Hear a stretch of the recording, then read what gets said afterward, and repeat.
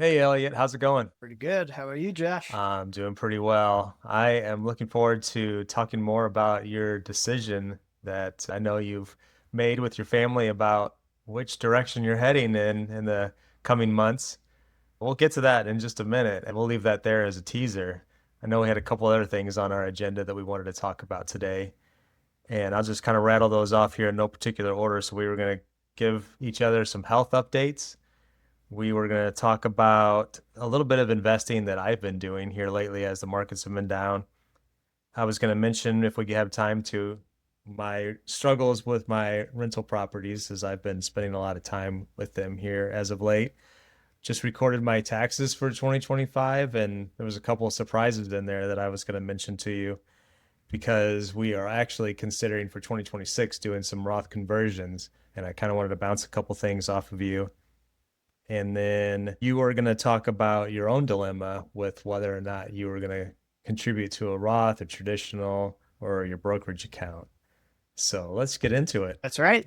Let's start. Let's do Let's it. start with the fun one. How's things going on the health journey this year? Yeah. Well, journey is a very relative term, but I know that you and I had talked about being motivators for each other, and I was a little slow on the uptick, but I have finally working out again. So that's a welcome step. So I've had 3 workouts so far.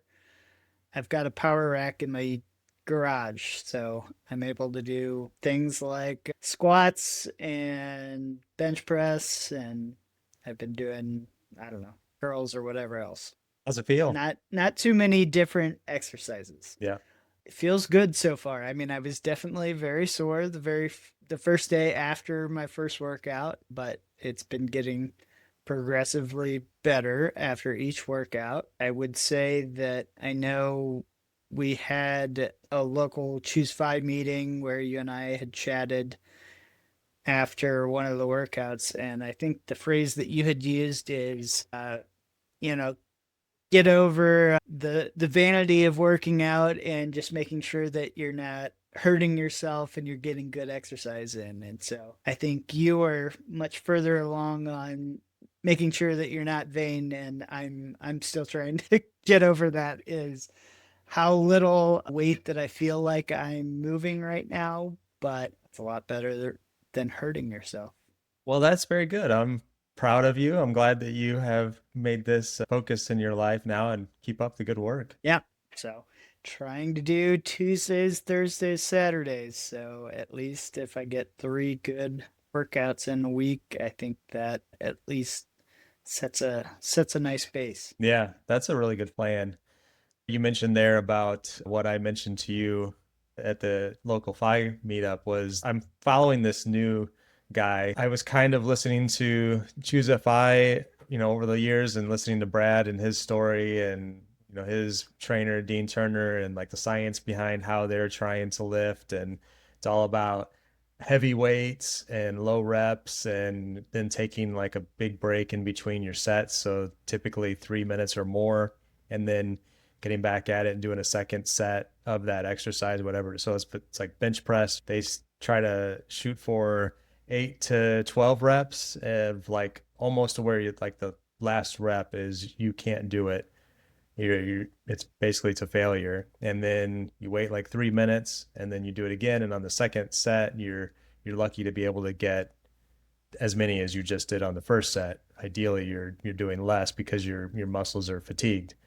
So I've been trying that for quite some time, and I just really felt like I wasn't getting the results, and actually I felt like I was hurting myself. And I know Brad talks a lot about he's using machines. I'm just using my home gym like you have, but mine's even more simple. It's just dumbbells. And I have a bench, and I was trying to do, a variety of different moves, and I was either like feeling like I was not stable or whatever when I was trying to go heavyweight. So this other guy, and I don't even remember his name now, but he's older. I think he's in his 60s, but he's jacked. I mean, this guy is huge, and he's all about lighter weight and heavier are more reps. So he's all about trying to avoid injury and basically maintaining, but getting to the point where you're kind of burning out your muscles. And I've been doing that for the last couple of weeks, and it feels a lot better to me. And this guy is all about like, hey, everybody's different. Everybody's got a different body composition. So do what works best for you. And so I've been kind of just following his advice and doing that for the last couple of weeks now. And I feel a little bit more sore because I think I'm using the muscles like he aims for like 16 to 18 reps, but lower weight. So, you're doing that and he does like 4 to 6 sets, and he's not doing waiting the 3 minutes in between. He's waiting like 30 seconds and then doing another set and then 30 seconds and doing another set. So I've been kind of following that, and it's quite a bit different, and we'll see what kind of results I have. I don't have any aspirations of looking like this guy, but it would be nice to build a little bit of muscle if I can. That's right. Well, I'm doing the like 4 sets of 8 reps with the I started with a 2 minute break and I've stepped it up to a 3 minute break. So yeah, I am kind of subscribed to that model, so we'll see. But at the same time, not trying to step it up to like insane weight, make sure that you don't hurt yourself, you're doing good form, all those things. Yeah. So Yeah, this guy says it over and over again. Leave your ego at the door, set your ego to the side, and I think it makes a lot of sense. So we'll see where that goes. My thing that I was supposed to be, or you were supposed to be keeping me accountable for, was I did get a primary care physician, and then I had my annual physical. I did all that, and then he ordered a colonoscopy for me, and they called me at some point, and I missed the call, and still I don't have that scheduled. So you're gonna have to keep me honest here, Elliot. It's literally been on my to-do list for like the last month after they've called me eh, failing. I'll bring out my shame belt and my shame bell, Game of Thrones style. Yeah, which I just started watching, by the way. That's like a whole episode in and of itself that you're late to the Game of Thrones party. So very rarely do I go back and rewatch movies or television shows. Game of Thrones is definitely one that I would go back and Yeah. rewatch. And I have rewatched part of it. So We'll take a little tangent here for just a second. Obviously, I've known about it for many years. First season came out 15 years ago, 2011, and I don't know if we probably never had access to HBO as one of the primary reasons. Secondarily, I would say it was because it's fantasy, and we were both like, "Nah, it's not our thing." But our daughter Lexi and her friend were talking about it while we were out with them a couple weeks ago, and we're like, we ought to give that a shot. So we played an episode, and we're like, it's a little confusing. There's a lot going on, a lot of characters. We couldn't really understand what they were saying. So the second episode, we turned on closed captioning, and wow, that was a game changer. We were like, okay, we can read along, and now we can understand what they're talking about. And now we're hooked. And Lori, like all the time, she's like, we were out last night, and she's like, I just want to get back home and watch Game of Thrones. So I don't blame you. Yeah, that first watch through a Game of Thrones, I mean it was darn near a religious experience in my house at the time.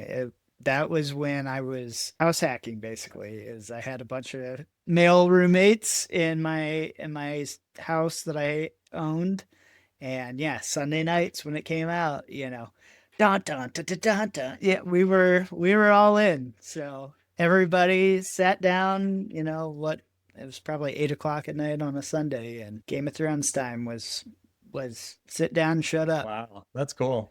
Yeah, now we have the advantage of we're watching whenever it's convenient for us, and so we're watching an episode a night here. We just finished season one last night, so yeah, it's pretty good. Many many good things to come. Yeah.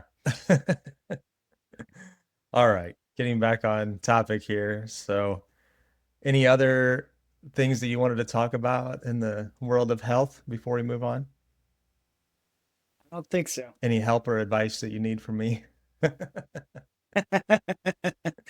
One of the biggest things, and I mentioned this to you when we were at our local chapter meeting, was like I've lifted in the past, but going through different programs and different, what type of workout routine that you're actually going to do I mean, of course, I think the real answer to that is whichever one you're going to keep on doing, that's the one that you do. But the program that I followed years ago was called Starting Strength by Mark Ripito. He is like a mountain of a man and was very like, I don't care about what you look like, whatever. This is about getting strong, guy that's a power lifter, whatever. But I mean, I think it was all about just getting in good shape and not caring what you necessarily look like as much as just being in good physical health. But I think that I've never really, I mean, I've had where I did been a part of a gym where you did classes that were small group, like 6 to 8 people, where you were doing kind of a almost a CrossFit would be too strong of a word, but that type of gym where it's like everybody's at a station, you're just doing rotations, you have a personal trainer that's leading kind of the group session. There are still some of those kind of compound movements that I don't know, for lack of a better term, they just scare me. As like I'm going to do things in the wrong way, so like deadlifting is a good one. I started to do a deadlift in my first workout going back to this, and I was like, man, I don't know. Like, I mean, even it was low weight, but I'm like, the chance of me hurting myself is just too great that it's not worth it. So trying to make sure that I vary the exercises that I'm doing to get the body composition that I actually want without just repeatedly working the same muscle groups all the time. And yeah, for me, I experiment with different things all the time. I'll do like a push pull leg day, so like three different workouts. And then I've experimented with just doing all upper and then all lower and then but going back to all upper and then lower, like getting 4 workouts in a week. And now I'm back to more of like the push pull shoulders and legs, and then that turns into like 4 workouts a week. So it's just, but you're right. It's everything is like just kind of listen to your body and feel it out. And I'm the same way where there's things that I will stay away from. One is any kind of like bent over rows. A lot of the programs that we will watch on Beachbody, they're bending over at the waist and rowing dumbbells back towards their pocket. Mm, And man, I mean, there was several times when Lori and I both tweaked our lower back, and then you're out for like 2 weeks. And I just stay away from those now. And I'm doing like one arm with some kind of support or just trying to do more pull ups or whatever I can for the back muscles to avoid hinging at my waist. And even like you said, deadlifts and things like that can be pretty, if you don't have the best form and technique or you're not holding your muscles like you're not sucking your abs in and holding tight, there's a good opportunity to hurt yourself there. yes, exactly. I think that's where I struggle the most is just, yeah, I must have a weak back because anything that uses, I mean, you talk about bent over rows, that's another one of those exercises that I just historically have tried to stay away from. And like you're saying, I have done the one arm just with dumbbells, going back to your pocket. Like that's I think a lot easier to do than I've done full barbell rows and like yeah, this just kind of scares me. So yeah, I avoid them. I will say that now I'm 49 and I'll be 50 next February, but I would say that I'm a year removed from the W-2 job now, and I feel stronger and healthier, and I feel like I have less aches and pains. And I attribute that to not sitting for 8-ish hours a day and being just up and moving more frequently. And I've also introduced a lot more stretching into my routines too. But I think just not sitting in a chair and just being sedentary for more hours of the day than less as is a big help. Now it's it's certainly more hours I'm up and moving around and active on any given average day. So I think that has helped out a lot. So you have that to look forward to. Absolutely. Yeah, right. All right, I guess we'll move on to some investing things that I've been experimenting with. As the market's been down here lately, we've talked about this before. I've had some cash that's, we have a strongish cash position. And I was kind of looking at VTI was kind of where I was putting the money. And what made sense in my head, because I wasn't really feeling like I wanted to go, okay, here, I want to take X amount of dollars and just stick it in there as it's at this rate. I didn't know, I like had no idea if we were at a bottom, let's say. I mean, we would never know that, of course, but I was just I kind was of, gonna say, if you do, let me yeah. know. So what I was doing was I was taking small sums of money, like no more than $500, and I was just essentially looking at what VTI was trading for. And I think my threshold got to be right around $320 per share is where I was like, okay, this is kind of where it hasn't been this low in like 6 months. So when it would drop down to that amount, well, I'd throw some money at it. And then like, we were really seeing the market kind of bounce around quite a bit, still are. As we're recording on April 7th, there's been very little change if you look over the last month or so. So it would go up, and then I was like, I'm not going to buy that day. And then it would go back down the next day, and I would buy that day. And so I don't know what you would call that, but it just kind of like made sense in my mind. I don't think it's truly dollar cost averaging. It's kind of doing a little bit of market timing and just watching, that was my own self-created threshold that just made sense in my own mind. And it hasn't made any money because it's still just continuing to go along, and that's totally fine. But that's kind of something that I've just been experimenting with, because for some reason I just have this crazy feeling that I just need to do something. And so this kind of like scratches that itch, so to speak. So just do something as far as you're saying investing. Like take advantage of you always hear, well, the market's down, it's a good opportunity to buy. Well, I'm no longer contributing to a 401k. And I'm actually not, like me personally, I haven't been investing at all. Lori still contributes to her 401k and HSA. But I'm like, well, if I take, a few $1,000s of cash and this is in my brokerage account and just kind of funnel it into VTI, it sort of made me feel like I was taking advantage of this, this lower buying opportunity, because that's what you hear. Yes. Yeah. Of course. That's what you hear if you're listening to the people, right? Yeah. It's a good time to buy. Don't stress about the market being down. It just means that Yeah. everything's on sale. Yes. No, I've followed suit in some regards, but not because of some.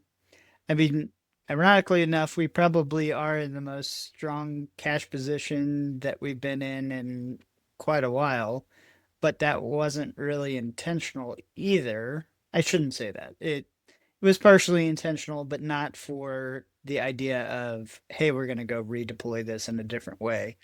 But given that it is tax season, that usually tends to be when we will fund our IRAs. And so I actually funded our IRAs today. And I know that I reached out to you the other day, juggling back and forth with, well, do I contribute to, I'm making enough money where we're not getting any sort of deduction for putting money into a traditional IRA anymore.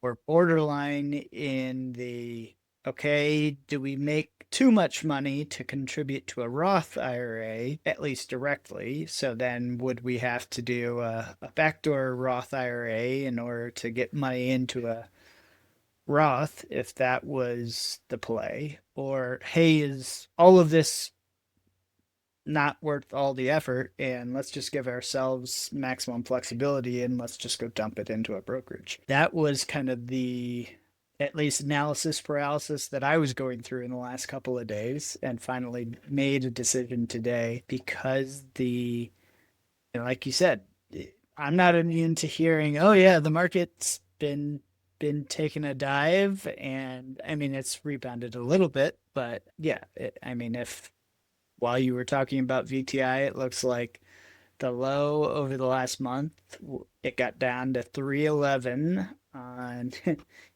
you're like Lori's favorite number Yeah, that's here. right. On Monday, March 30th, it hit 311. And it looks like today, currently, it's at 325. So I I didn't do the best, but at the same point, I don't really care if we're talking about investing a total of today, it was $14,000. It was two IRAs maximum contribution limit for 2025. What's what's an extra $14 per share? Yeah. It's not that much. Yeah. So I'm not gonna lose any sleep over that. Now, did you have other cash that you were looking to or trying to decide where that was going to go? So we do have more cash right now that theoretically we could deploy. However, we also have some random things that have come up in our house that we are making changes. So everybody can probably see here right behind me. Yes, my office is and has been destroyed for a reason, and not just to give this nice decor for the podcast. We had found a spot where there was some water damage, and essentially our whole basement's ripped up at the moment. So until that gets resolved, here I sit in my very congested office. So you think you're going to hang on to the cash until that stuff settles and is, or at least you know, like what the overall total cost is going to be? Yeah, so that was certainly a reason, and I don't want to tip the hand, but we'll talk about the final reason towards the end of the Oh, podcast. that's right. Stay tuned. Let's move into, I was just going to mention a couple of things that I'm struggling with on the real estate front, and that is that I have these two properties. I may have mentioned them here before. I can't recall, but one that is vacant currently. It's like a tenant turnover situation, and I'm kind of going in and doing a bit of a light rehab that kind of, I guess, got a little, yeah, light rehab that's gotten a little bit, it got a little bigger than I anticipated that it would have. During that period of time, I had another property that had some things that were going on where the lady was like, "Hey, can you take care of these things?" And I'm like, "Sure." So I started working on this property, and then this has kind of gotten its own scope creep where I initially thought, this will take me a couple weeks, and now I think this is week 4 that I'm working on it. And my problem is not that I don't have the time to do it, it's that I don't have the sense of urgency to get it done. And what I found myself doing is I give myself like 3 days is where I'm like, okay, I'm gonna go take 3 days during the week where I'm gonna spend time working on this project. And then, it's beautiful time of the year. I like to be outside. So I'm typically trying to figure out, okay, I'm gonna do a hike or a bike ride or something after I do the work on this property. But my work days have been getting shorter and shorter, where there was early on, I was spending 4 or 5 hours. Now I'm spending like 2 to 3 hours. And I'm going there, I'm getting something done. And I'm like, man, I just want to get out and walk around and spend some time outside. And the tenant is in no hurry. She said, well, if you finish by the end of April, that's fine. Well, I mean, I was like, oh, I'll get done way before then. I'm still working on it. But the other property is, like I said, vacant and set aside. So that one is just like waiting for me to get back to it. And I'm just like dragging my feet because I'm like, it's not that I don't want to do it. It's just that I don't have the excitement to do it. And again, just there's not like somebody saying, I need you to get this done. I don't have a deadline, I guess, or a hard deadline. So yeah, it's not a huge problem, but it is something that I'm dealing with. And I never would have imagined that this would have been the case, as we talked about before in like my real estate journey. those earlier years, I had maybe a lot more energy. I also had a lot of competing draws for my time where I was spending like nights and weekends and doing everything that it took to get that work that needed to be done completed. And now I'm like, Game of Thrones. yeah. I totally get it. I mean, it got a taste of that good life of retirement. And now having two jobs, going down to one job is like this one job. Maybe it could be part time. Yeah. And it certainly is part-time. I started like meticulously tracking my hours that I'm spending, including travel time. And most of my properties are at least a half an hour away from me. And I mean, I'm not even averaging 12 hours a week at this point. Now, I've had a few, this is for the entire year. So I've had several weeks where I've not done anything or we've been on vacation or whatever. And these two situations really just started in February.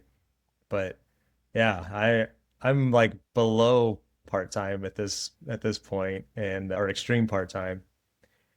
I don't know. I kind of need at some point I'm afraid that Lori's gonna like really like kick me in the pants and be like, "What are you doing all day?" I was gonna say it's not to say that you don't.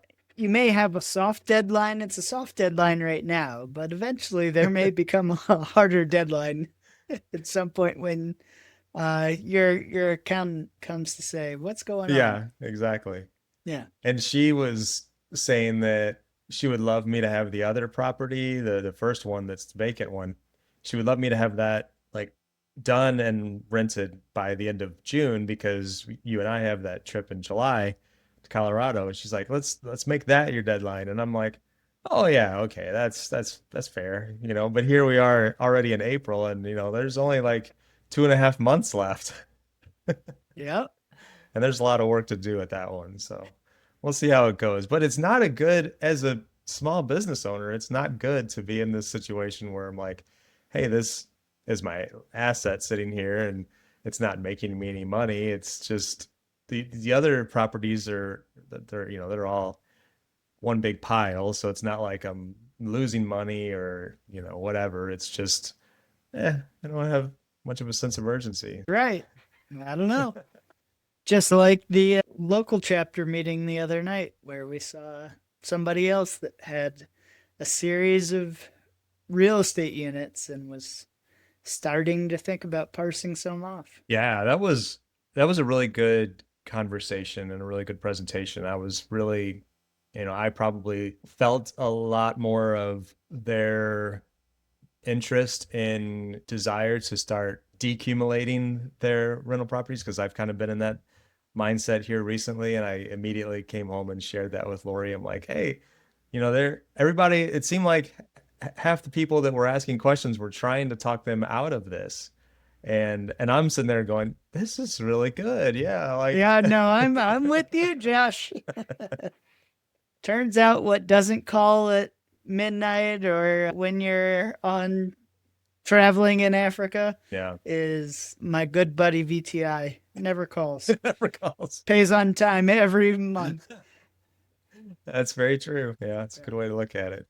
So we'll see. We'll see where that goes. That's just a story that I'll be telling for, I'm sure, many years to come as I decide what my life is going to look like long term with these properties. I did tell my accountant, we'll move on to taxes here for a minute. So we went and met with our accountant yesterday, and I told him as we were wrapping up, he's like, you guys are doing really good. You know, he's like looking at our, so overall we did show a profit on our rentals this year, but it was pretty minimal. It was just like $4,000.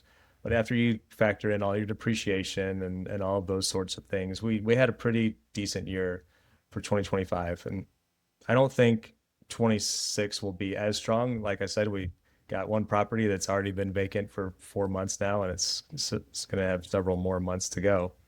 But I mentioned to him that I wanted to have some more time to talk through some things with him outside of the tax season, just to say, hey, what if we started selling these properties? This is what I think it looks like, but I definitely want to get a second opinion because there was some things that I missed as I was estimating our taxes for 25.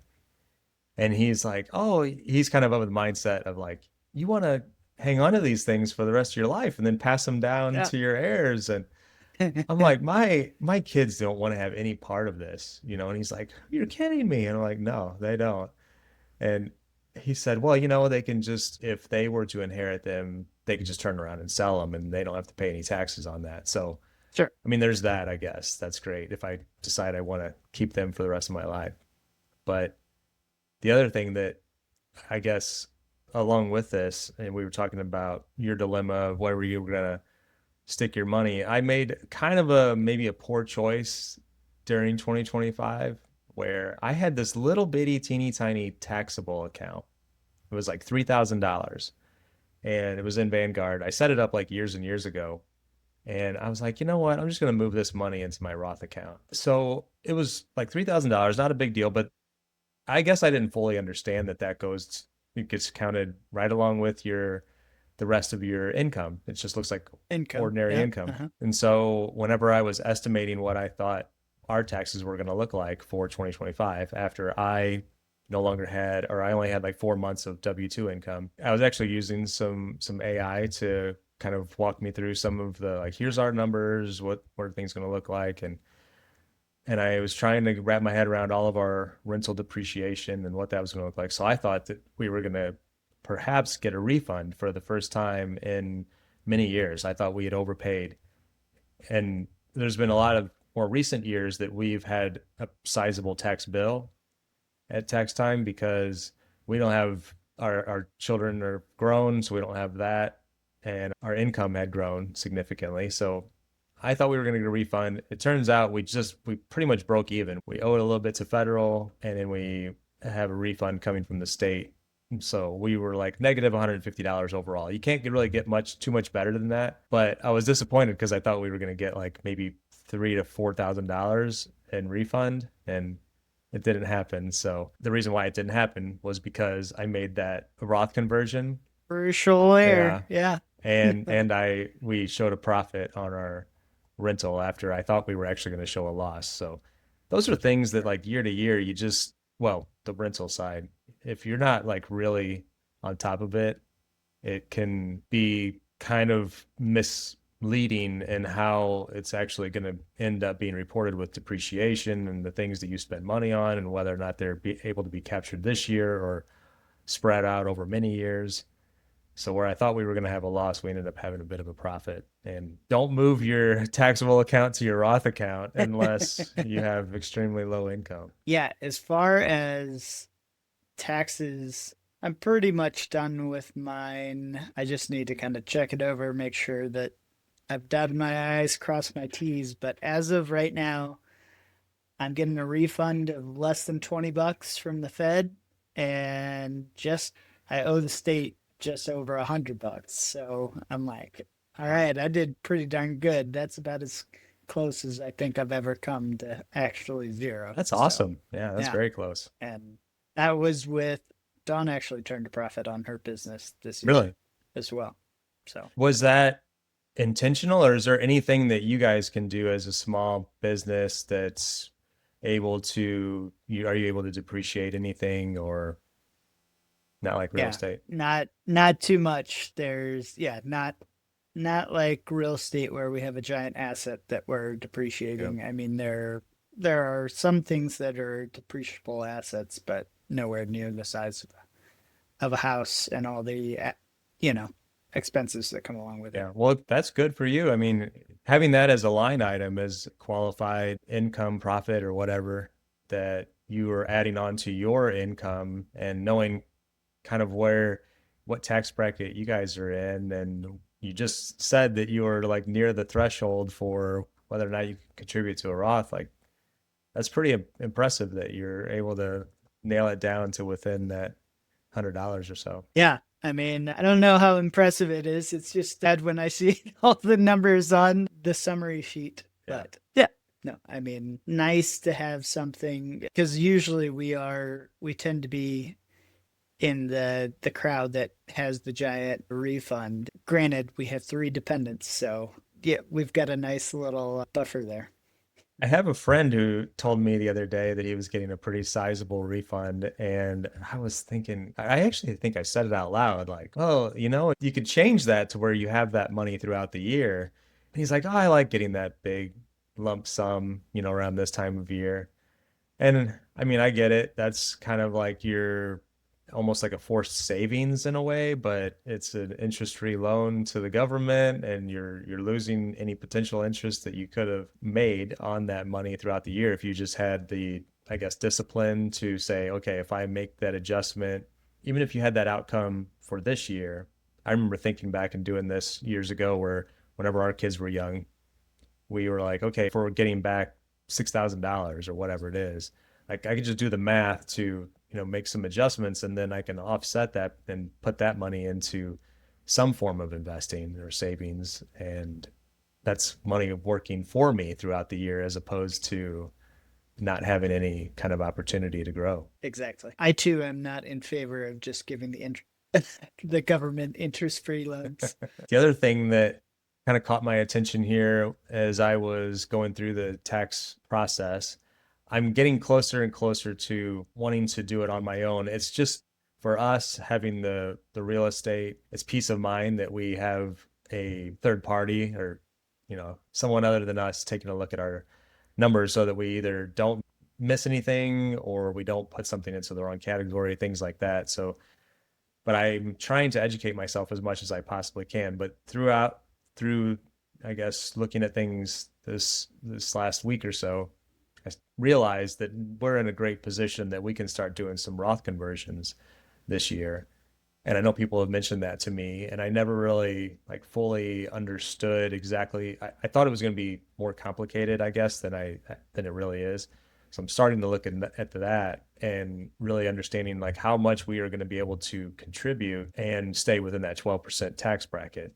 It's pretty significant because Lori's adjusted gross income plus our married filing joint tax deduction brings her income way down, and that leaves a whole lot of room to be able to do that. And that's something that hadn't really been strongly on my radar. I was just thinking that when Lori retires, we'll just start a 72T. And even though I don't know all the ins and outs of that, I've heard enough about that to know that that's a viable option. But now I'm starting to think that who knows how long she's going to work, and we may just be in this situation where we're doing a Roth conversion ladder for a period of time, and who knows? And she may work another 5 years. I hope she doesn't, but at least that'll give us some level of flexibility. Yeah.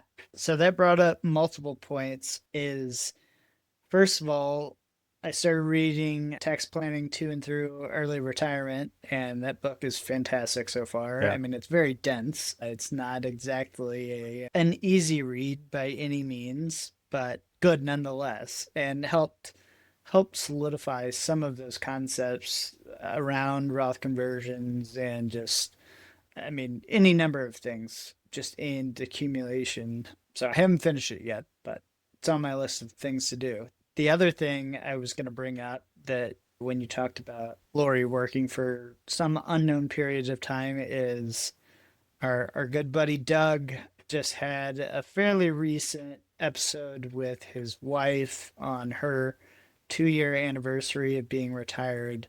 I actually took a screenshot of it. The 39th minute. You and Lori should go listen to that together.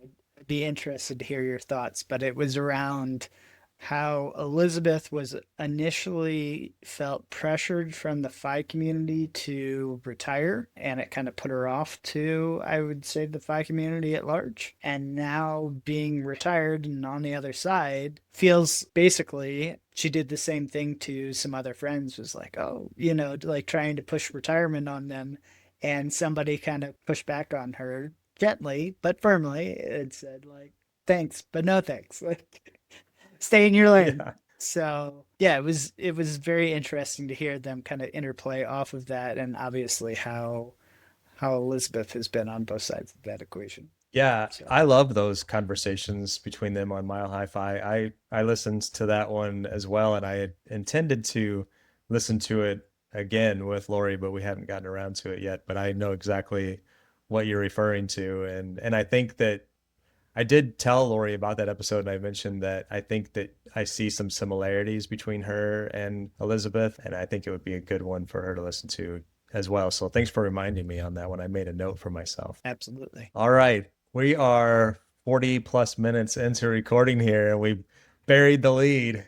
So last time we talked about you took your trip to France to see how things were there, and everything was amazing, and you and Dawn had a wonderful time. But then you had some reservation about whether or not it made sense at this point in time to move your family there later this year. And we left it at that. You're still trying to decide. So are you still undecided? I'm not undecided, or we are not undecided any longer. The cat is out of the bag. We are staying put in the old US of A. No, I mean, we're both very excited, and I think our kids are too. We've had various reactions from them. I would say feelings even amongst ourselves. Like the trip was fantastic. The rationale, like we said before, was purely the fact that how difficult it is to actually get to the village from St. Louis, to that village in France, and whether or not our family and friends would actually make the trip, or how frequently they would make the trip. I know the article that Brad likes to bring up on Choose FI of Wait But Why's article on how frequently, what percentage of time you have with your kids, I think was definitely ringing true for me with my parents with their grandchildren being my kids.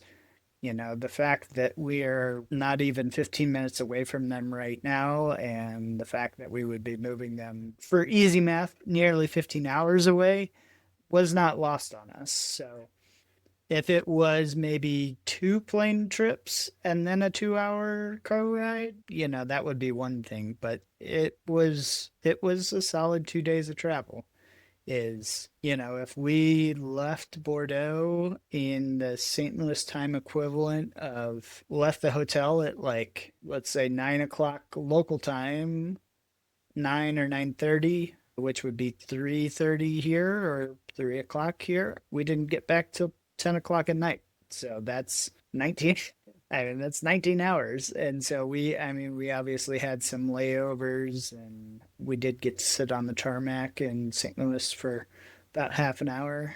So you're stuck with Yeah. us.